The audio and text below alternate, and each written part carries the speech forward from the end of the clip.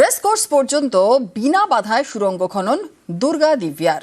Tunnel boring মেশিনে দুর্গা ও Divya racecourse পর্যন্ত পৌঁছলো 2 tunnel boring machine.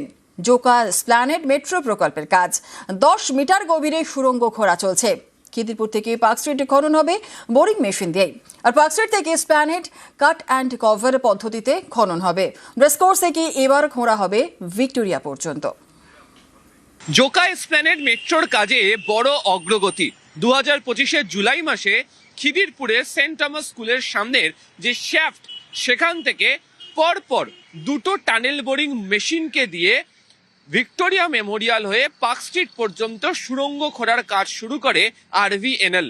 ইতিমধ্যেই খিদিরপুর থেকে 2টি সুড়ঙ্গ খোঁড়ার জন্য যে টানেল বোরিং মেশিন দুর্গা এবং দিব্যা, তারা রেসকোর্স পর্যন্ত এসে গিয়েছে এবং ধীরে ধীরে এই 2টি টানেল বোরিং মেশিনের মাধ্যমে সুড়ঙ্গ খনন করতে করতে ঠিক রেসকোর্সের বিপরীত দিকে ভিক্টোরিয়া মেমোরিয়ালের যে অংশ, সেই ভিক্টোরিয়া মেমোরিয়াল পর্যন্ত চলে যাবে হচ্ছে এই টানেল বোরিং মেশিন সুড়ঙ্গ খনন করে, এবং তারপর সেখান থেকে যাবে পার্ক স্ট্রিট থেকে এসপ্ল্যানেড পর্যন্ত টানেল বোরিং মেশিন দিয়ে নয়, পুরনো পদ্ধতিতে বক্স অ্যান্ড কাট এই পদ্ধতি মেনে সুড়ঙ্গ তৈরি করার কাজ সম্পূর্ণ হয়ে যাবে।